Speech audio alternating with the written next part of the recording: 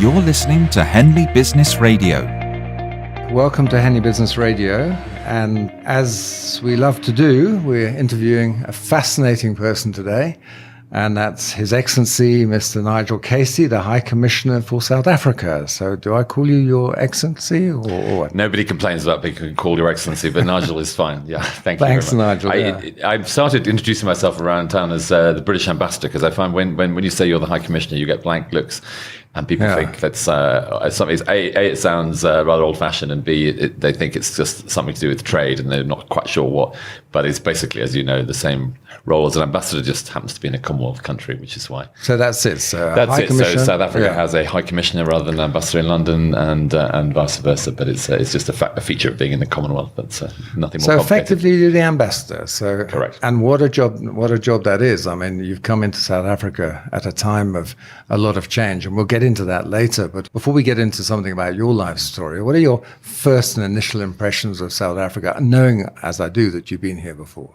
Yeah, so I was here in the mid 1990s, and so that's my kind of point of reference. And obviously, that was a fantastically exciting time, both personally and professionally. And inevitably, I sort of compare things with the experience I had then. I think, a number of things obviously have changed since then.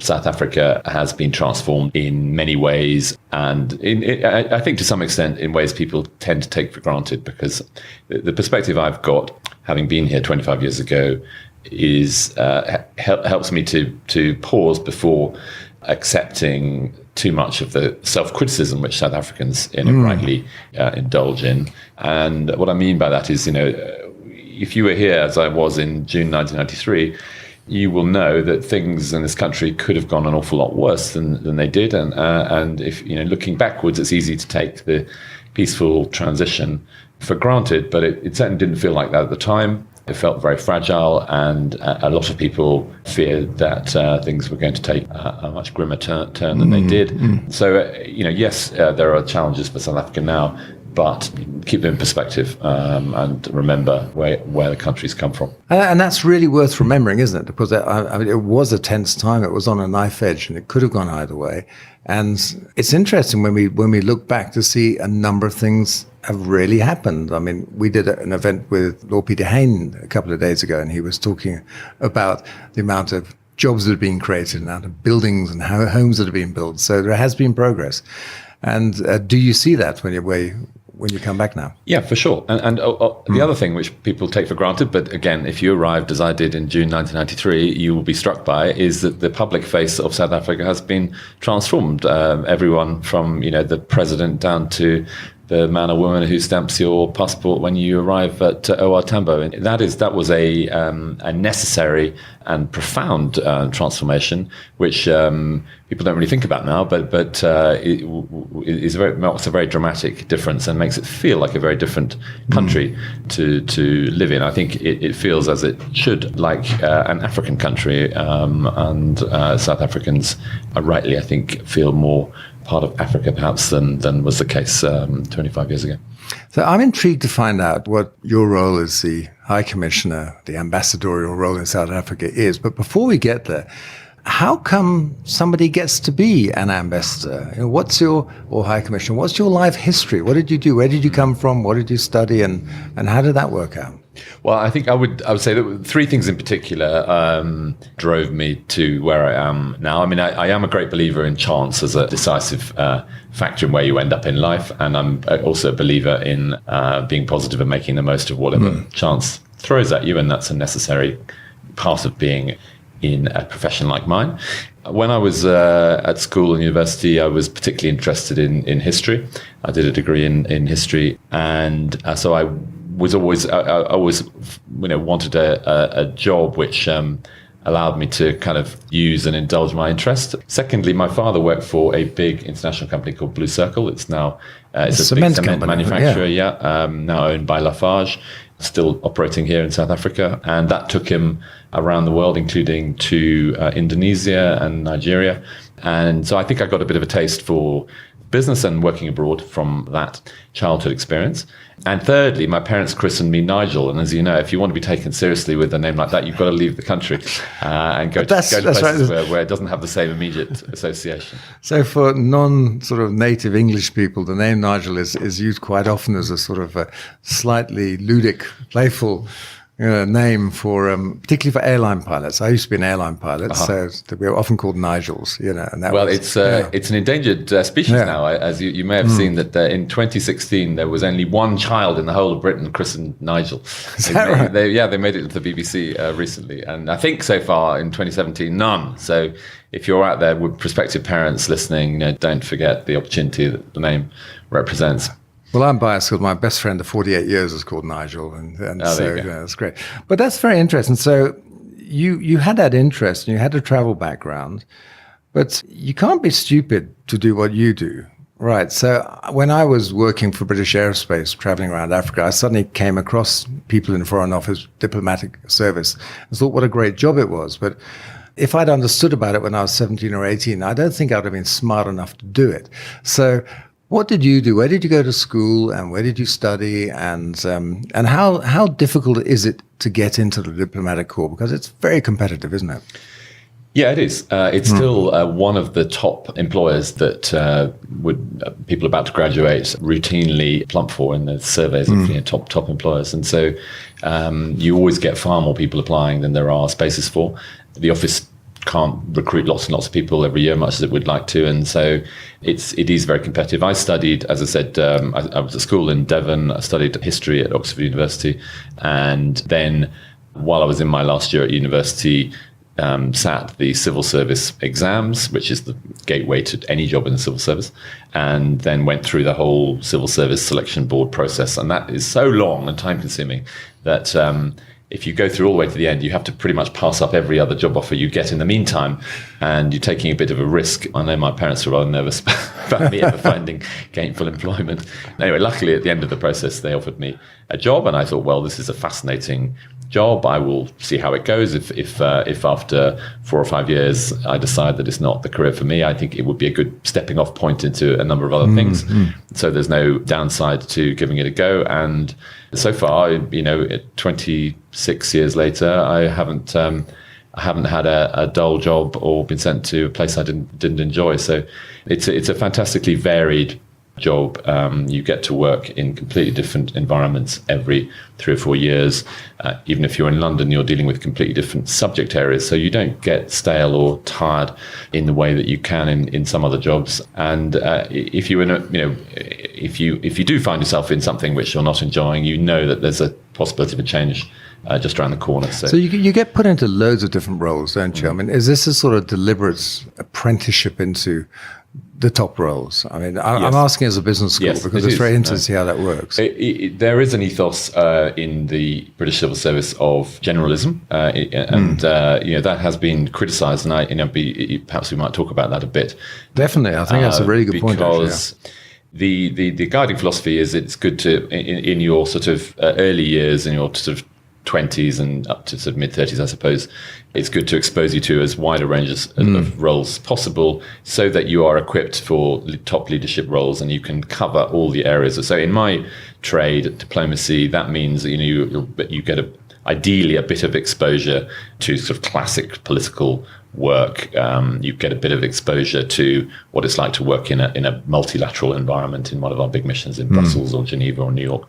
Ideally, you get an exposure to economic work, working on trade and investment promotion or trade policy. If you're really smart and played your cards sensibly, you'd get an exposure to development work, since DFID is a large part of our life overseas, particularly in Africa. So by the stage when you're bidding to be High Commissioner to South Africa or Nigeria, or in a big complex role like that, you can plausibly say that you understand all those areas of work and you're capable of leading the mission across the piece. Did that recruitment process and all the tests they put you through, did that really, were they testing the right things? Do you find that the things they tested were the things you needed to develop? And what sort of things were they particularly looking for in somebody in your role? The British Civil Service Selection Board puts a heavy emphasis on brain power. And so there are lots of tests designed to eke out your capacity to do what you do at university every week, or in lots of other jobs, to be honest, which is to absorb a lot of information about a new subject very quickly and then develop an opinion on it and present that cogently, whether it's in the form of an undergraduate essay or a presentation to a board or whatever it is. It's the same basic discipline, and it's in journalism actually you're doing much the same thing, although with shorter deadlines. Right. The one criticism I have of our own system is that it perhaps doesn't put the weight on interpersonal skills that it needs to, because diplomacy is a people business. I often quote the Australian Foreign Service has a sort of fake cocktail party or reception test as part of their selection process, which is a very realistic scenario where you walk into a room full of people that you don't know. They give you a piece of paper on the way in which says your objective for this event is to meet this person and to find out this piece of information from them, which is pretty much exactly what you would be trying to do at that kind of event, which is a fairly sort of bread and butter of right. our working life.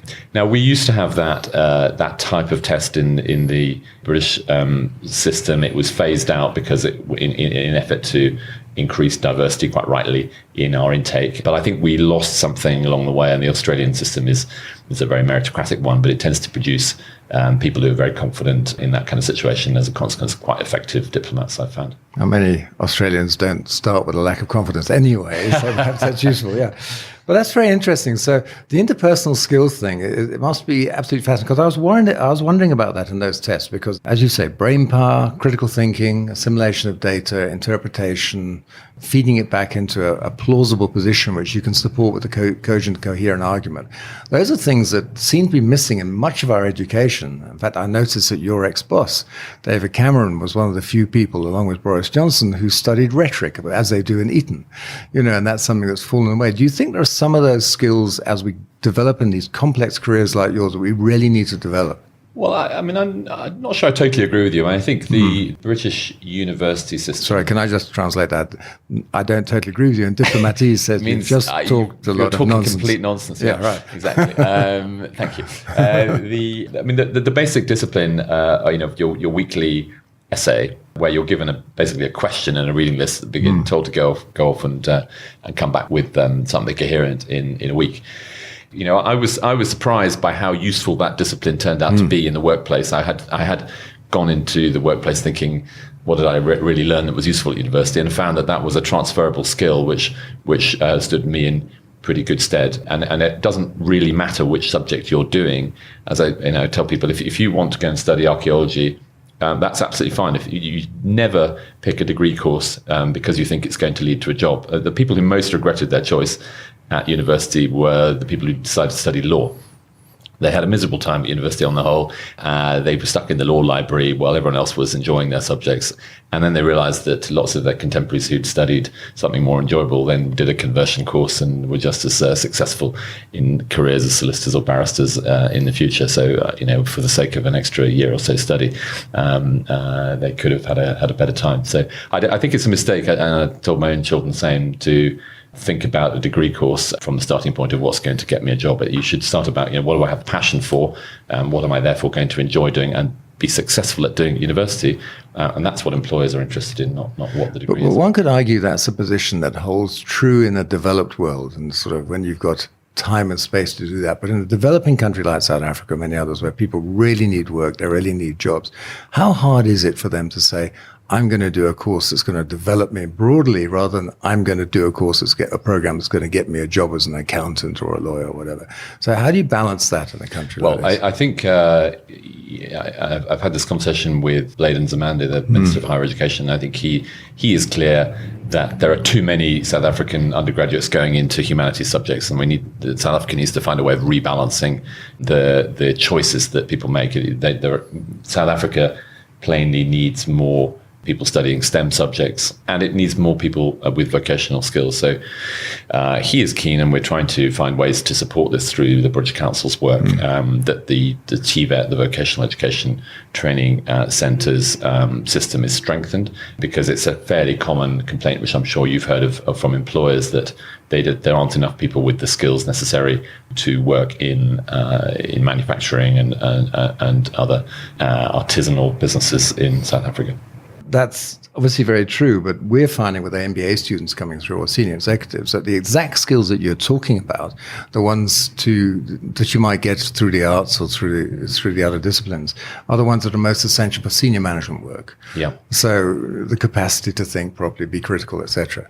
And it worries me that the education system doesn't provide more of that in South Africa. So, but we won't get into that quite now. Well, I want to ask you another question. You've had an extraordinary career, which has included times being, well, where have you been? Well, I know you're a fluent Russian speaker. I started my career overseas here, and from here I was sent to Washington, D.C. for the sort of second Clinton administration, Monica Lewinsky and all that. And then, you yo-yo between London and abroad, and I did spell in London, got married, then went to Moscow. I had 3 very, very interesting years in Russia. And you did years immersion in Yes. Russian before that. So and this is one of the things I wish I had done earlier. So the Foreign Office gives you a crash course in Russian, which is about 9 months. The first 6 months in London, then 3 months immersion in St. Petersburg, which was. It was something I've been looking forward to, because I felt, and I do feel now, that I, like lots of people in the UK, rushed into the world of work too quickly. I wish I had done a second degree, at least a master's, before starting work. And, people, when they've finished an undergraduate degree, they're fed up of being poor and living at home and being restricted in their choices and want to go and move out. And so they slightly, particularly in the UK, tend to rush into their first jobs straight from university, which is a mistake. I think I wish I had spent more time studying. And when I tried to learn Russian aged 31 with a classmate who was 21, I learned a bit about the what happens to your brain when as you get older. Luckily, I had learned, unlike him, I had learned how to work. Having been in a 9-to-5 job for a decade, you have more discipline than you do as an undergraduate. So we kept pace with each other. But I encourage my own kids to think about aiming to do at least an MA before starting work. Not least because there are lots of entry-level jobs that you can't apply for now if you don't have one. If you want to work in European Commission, for example, will not look at your CV if it doesn't have a master's on it. Really? So that's the sort of academic inflation in the job market anyway, isn't it? What I'd love to know a little bit, and I'm sure some of our listeners would like to know, is in this world where you have such a high pressure to be correct and to be discreet and to be accurate and not make mistakes, how do you handle mistakes? I mean, have you made any glaring mistakes you want to or willing to admit to?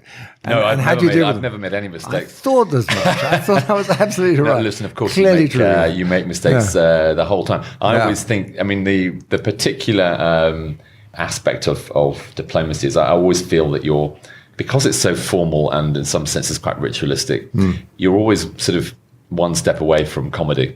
There is that possibility of parody at every second, isn't it? Precisely. And people play up to that. I still, every single time we had a dinner with the Young Presidents Association in Joburg earlier this week, and on the table for a dinner for pudding, inevitably they brought out the Ferrero Rocher, and you would be amazed how many people still find that funny. But the world of diplomacy has these rituals and formalities that mean that you're always one sort of pratfall away from looking at a complete tool. And that impulse to laugh in church need to be able to laugh at yourself. Yeah. And if you can do that, you can get over most things. And the nice thing about being in South Africa is it's a country where people like to laugh and don't take themselves particularly seriously and are pretty informal on the whole. And so once they've twigged that you're not either, it's relatively straightforward. So that's right. You're obviously a very human man. You got two boys, is that right? No, boy and a girl. Boy and a girl. And I met your boy. He's a charming kid of about 13. Bradley, my daughter's 11, yeah. Yeah, he's at school in the UK at the moment. Yes, he's just started his big school now. Yeah. So that's going to be interesting for him. So here's a human person who's an ambassador with a huge job to do. So what is it you want to achieve in your time in South Africa? What are you really going to work for, Well, it's a very good question. I mean, I think there are some obvious answers which have to do with the role of an ambassador anywhere, which are about nurturing, sustaining, creating a positive image for your own country, building the business relationship, expanding into other areas. But the most interesting aspect of my job here is the context for us in the UK, which is Brexit. This is the sort of dominant. I hardly dared ask you about that, but anyway, you've opened the subject, no polite conversation or impolite conversation can happen without discussing it in some way, shape, or form. And so we are going through this massive change process in the UK. It's the dominant central issue in our politics, obviously, and it's a huge challenge for us as public servants. It's been described by David Davis as the biggest peacetime challenge the British government has ever faced, and I think that's accurate. It's an exceptionally complex process. No other country has tried to leave the EU before. Only Greenland has left, and that was only part of a country, and they only had to really argue about two types of fish that they needed to sort out a regime for. So halibut and cod, I bet. Yeah, it's a pretty it's a big undertaking. We have it gives me a very clear context for my time here, which is ensuring that through the Brexit process we achieve two things. First of all, ensuring no disruption, no damage to our existing business relationship with South Africa as we leave the EU, and secondly, building a platform so that when we leave the EU and we have our own trade policy again, we have the ability and we're ready to start talking about a new and more ambitious bilateral partnership. And so that's the central focus. There's something very specific that we are working on, which is we have an EU South Africa, it's actually an EU SADC economic partnership agreement. It's been in force a year exactly. We have to make sure that we replicate entirely the effects of that agreement in a UK-specific standalone agreement before we leave the EU. It sounds like a dry technical exercise. No, it's we a are trying to exercise, make it as technical as it can be, but it's a big undertaking. Trade deals typically take the best part of a decade to finalize, not a couple of years. But so far so good. We have a team coming in tomorrow to undertake the first set of detailed technical talks, and the process is going pretty well. But that is overridingly my priority at the moment, and will be the main effort for us here in South Africa for the next couple of years. How do you want to portray brand Britain? What do you think people should understand about a very interesting brand with its history, which is so controversial in some respects, particularly its colonial history in Africa? How do you make the transition from that past into the image you want people to have of Britain now? Yeah, no, that's a very good question. I think we start from a pretty solid base, which is that actually, although you're right, our history with South Africa is long and deep and complicated and rouses mixed feelings. Actually, what it has left is a very substantial body of people in this country and in the UK who know each other's countries, understand each other a bit.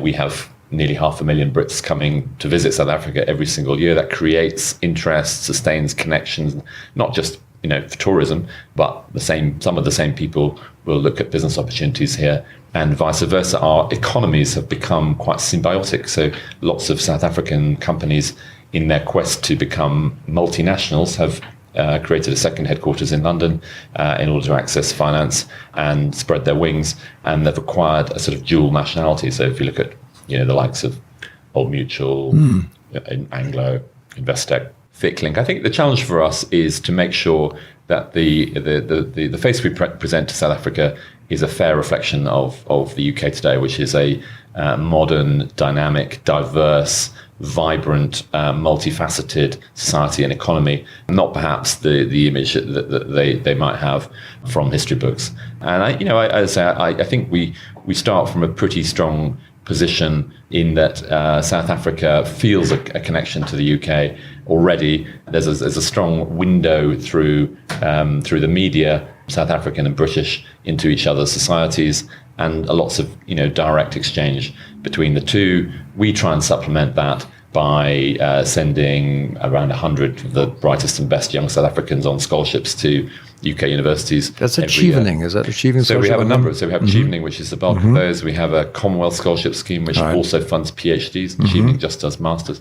And there are a number of other schemes like the Canon Collins Trust, the Mandela Rhodes Foundation, which send people to the UK and elsewhere. And how will people find out about those, Nigel?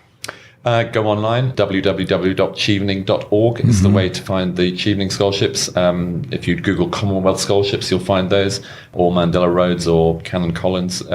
It's all there. And we are in the middle, in fact, just if I can do a short commercial for Chevening, we are currently in the bidding window for next year's scholarships. It's open till the 7th of November. So if you're a bright young thing interested in doing a one-year master's in any subject you like, it's starting in autumn next year for 1 year.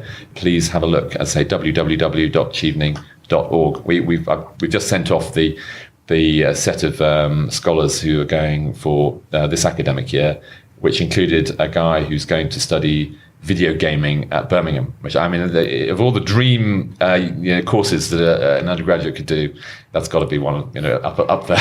Both my children welded to the iPad. I'm sure they'd love to do it. He's right to be doing it because it's a massive expanding business. In fact, to the UK, it's huge. It's a huge UK export and a large part of our creative industry. So we're making those connections. We're also using institutional link-ups between British universities to develop new research and innovation partnerships. That's a really exciting facet of our relationship. So, I'm pleased to find that we've already got a broad-based and vibrant relationship. I want to make sure that South Africans feel that the UK is a friend of South Africa, a partner, and a country which wants South Africa to succeed. I think South Africans don't always feel. I think they're sometimes inclined to feel that they don't have enough friends in the world. They do. There's an enormous reservoir of goodwill towards South Africa in the UK. People remember the 1990s. Next year is Nelson Mandela's 100th birth anniversary. It's an opportunity to remind people of his legacy, which has great resonance in the UK, and put South Africa firmly back on the map to the extent that it's needed, and remind people of the sort of forward-looking aspects of the relationship. There's a remarkably close bond between South Africa and Britain, actually, and a conflictual one sometimes, but what close friends or family don't have that from time to time. I was really interested in your thought about how Britain is a place for South African companies to move to set up a head office or a regional office to change, notwithstanding Brexit. And one would hope that the negotiations allow useful trade relationships into Europe. Do you think it's a good place for South African companies to go and set up, and why?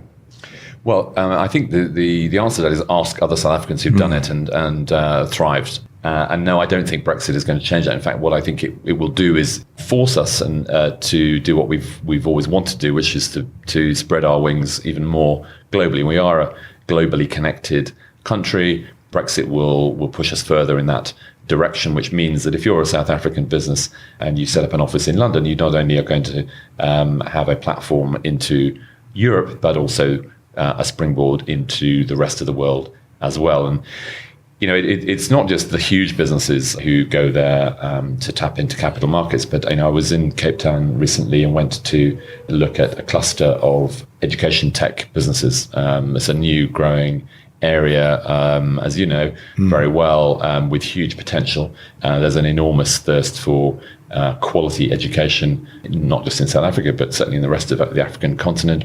Lots of South African companies are starting to get into this space, recognizing the opportunity. Cape Town has emerged as a bit of a sort of cluster.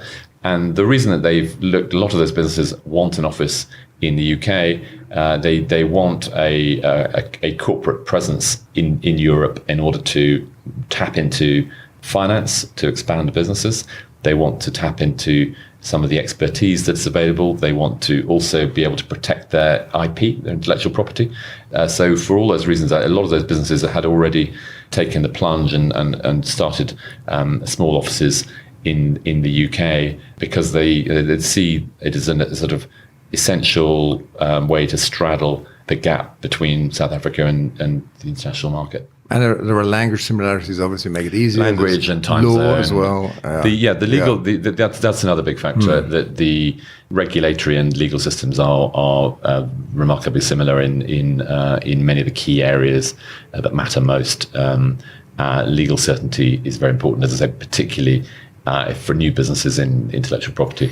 That whole thing about Britain being creative Britain that you were talking about last year and the year before with the British Council and High Commission is so true. I mean, I've seen startup innovation centres in London and elsewhere. So if you want to go and build a business, you'd want to build a business where that creativity is there, that spirit of innovation and entrepreneurship is there. So that's other reason to set up perhaps in Britain, it always seems to me. Exactly, and you know, government gets this in the UK. So it's under David Cameron, I was working for him in Number 10, there was a huge drive to promote Silicon Roundabout around sort of Old Street in East London, but it's only one of a whole number of clusters. There's clusters in Edinburgh, in Bristol, in Cambridge, and you know it's in our government you have a recognition of the potential of digital businesses. Not just potential because it's being realised already, but of the enabling environment that's required to make it go from ideas to reality. So you segued into something kind of subliminally there, which was your time in Number 10. I'd love to know a bit more about that. I didn't quite know how to introduce it. So you've done it. So what can you say? What was your personal journey inside Number 10? How was it for you? Well, I was happily being a British ambassador in Bosnia, which was a challenging enough job, and was rung up and asked to cut my time short and come back. And my first reaction was, certainly not. And then when the second phone call came, I realised that this was an offer which could not be refused. So I started working in Number 10 at the beginning of 2014. The thing about any prime ministerial office or presidential office, the head of government, is that essentially the job is one of crisis management. All the problems that can't be solved by other government departments or other ministers float up to the head of government for resolution. And so by their very nature, they are intractable, politically difficult, painful, expensive. Maybe insoluble sometimes. It's just Often holding attention. So I say crisis management is the right word, because in many cases you're managing problems that can't inherently come. So in some cases you are grappling with thorny issues where the Prime Minister's decided that he or she wants to confront them. One of the most difficult and experiences that we went through while I was in Number 10 was the referendum on Scotland's position in the UK, which was existential for the United Kingdom. Lots of people, particularly foreign friends of the UK, said, you can't do this. Why would you take this risk? And David Cameron, I think, rightly recognised that it was a democratic imperative to respond to the clear wish to have another referendum on the subject in Scotland. He worked to make it legally possible. It was a close-run thing and an example, which is relatively rare, of a leader taking on an issue and saying, I'm not going to just manage this and push it to my successor, but I'm going to confront it and deal with it. And he approached the issue of the UK's place in the EU in the same spirit. And so you spent how many years in Number 10? 3. 3 years. That must have been a learning experience of note. I mean, what was your actual job there, your title? So my job title, confusingly, it's a bit like being called High Commissioner, was Private Secretary to the Prime Minister for Foreign Affairs, which is basically foreign policy advising. Right. And I was responsible for advising him on the full range of foreign policy issues, including on Europe. And it's a feature of modern presidential and prime ministerial offices that lots of more foreign policies become centralised in their offices than used to be the case in bygone years. So I think that since Margaret Thatcher's time, that Number 10 has taken a much tighter control over the big decisions, not everything, but certainly the very big issues. And prime ministers have become, and presidents have become much more involved in foreign policy day to day, dealing with their counterparts than previously, where it was all delegated to foreign ministries. So from a leadership point of view, it must have been really insightful, not just David Cameron's leadership, but the way he worked with people around him, the way he took advice from you and others around him. And what did you observe that was indications of really good practice of leadership? And perhaps you don't want to talk about the bad practice, but it would be interesting to know that too. Yes, of course. What stood out for me is that he created a very open and collegiate environment in which advice, frank advice, respectfully couched, but without any sort of flummery, was welcomed. Indeed, it's an essential part of the job that you're able to give advice freely and frankly and confidently. He created an environment where number 10 is made up of half of civil servants and half political appointments, special advisors brought in to serve the Prime Minister of the day with political advice on the issues they're dealing with. So it's quite a unique environment in government. We had an environment where it felt like it was basically one team, which is easy to say and really quite hard to deliver in practice, and not always the case. So it was an enjoyable atmosphere. He liked a bit of creative tension. He encouraged us to argue things out. He was always enjoyed being part of the discussion, and he wanted to hear your views. Do you feel you could challenge your director? He's comfortable enough to do? Yeah, he was a person who was easy to develop a personal relationship with quite quickly. You obviously had to work to earn his confidence. Once you'd got that, as I said, provided you continued to do it in a way which was respectful, and you reminded yourself every day that you were just an advisors, leaders decide. It was an environment of encouraging challenge and new ideas. So what leadership lessons from there when you take it to your new position as ambassador in South Africa? Well, the major difference between my role then and now is that I have now a frontline role again rather than an advisory one. And they're very distinct. When you're working for someone else, it's a different discipline, and you have to really leave your ego at the door. I think what I take away from it is that really leaders know that they can't deliver everything themselves, and they know that they need to put more emphasis on empowering other people to deliver on their behalf. They need to make sure that teams know what is very clear priorities, get the support, the resources, the training, the advice. They need to do that effectively, and all of them know that they can call on you when they need your intervention to do the bits of their job that require your level support. So that is the main difference between sort of a leader and follower, and something that you try and practice on a daily basis. And what do you have to do to get the best and brightest to work for you well?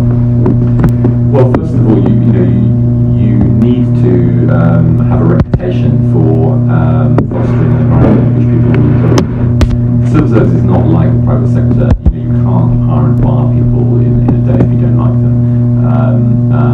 You have to manage, and it's a different way of working, and requires sustained engagement and patience. So basically, if people hear on the grapevine that you're a good person to work for, people will learn from you, it'll be good for their careers to be associated with you, and that you're the kind of person who will help them get on, then they'll come and work with you. If they hear that you're a misery guts and it's an awful atmosphere in which you're working, and you're not completely connected or actually help with neighbours, then obviously not going to come and work for you. I think that's the greatest country in the world. Can I get back to what you made earlier? You talked about generalism, and we do MBAs which are typically generalists.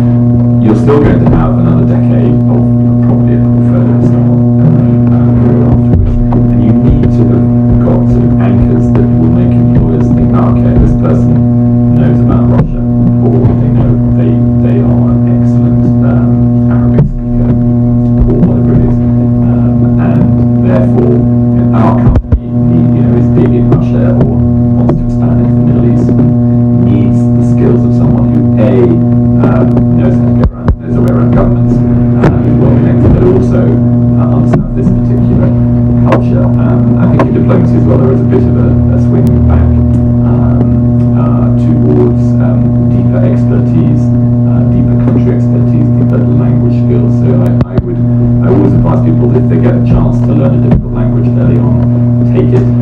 Do it when you're younger, so your brain is gets you up the curve faster. If you have a chance to go and live abroad in that country before you start working full time, take it. You won't regret it. I mean, I say there's a great tendency to rush into earning money and having a bit of personal freedom, but in the long term, I don't think I've met anyone who regrets a bit more education. And well, that's music to my ears as well. We're very forward to attracting people to come and do our programs. As we've got a couple of questions before we end now, I mean, what are your final thoughts or final messages to people who be listening to you and your career and what you can offer? And what lessons from your career you can offer to others? Well, I've had a fantastic time. I regard myself as extremely lucky, and as I said at the beginning, I do think it's essential if you're going to go for a career, international career like this, that you go into it with a mindset that you're going to roll with what life throws at you slightly, and you're going to enjoy every single country that you go to, and you make the most of it. It's a fantastic privilege being a diplomat because you get a window into the most interesting parts of the society that you're visiting, particularly if you're an ambassador. You can invite whoever you like to come to your house, and you'd be surprised by the people who will say yes, partly because they're interested in the world of Ferrero Rocher and they don't know what that's like. The privilege that that gives you is one that ought to keep you going.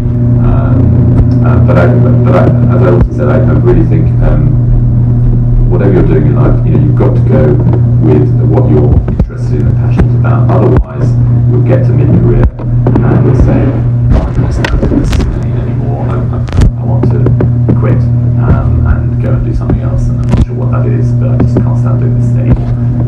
So don't pick a course of study or a first job just because you think it's going to be a steady earner, because it may not be a strategic choice that works out for you long term. Thank you. And so thank you very much for some advice and also your insights about the UK and your role. It's an incredibly important role. And as I've heard and listened to you, it's amazingly complex. And I'm fascinated by the capabilities of a person that needs to be able to do that well. So I wish you every luck, and thank you for spending time with us on Henley Business Radio. I'll be talking to Nigel Casey, the High Commissioner, let's say Ambassador, British Ambassador to South Africa. Thank you. Do you want to be part of the conversation? Follow, comment and message Henley Business School and Henley Business Radio on your favourite social media platforms, including Facebook, Twitter, Instagram and LinkedIn.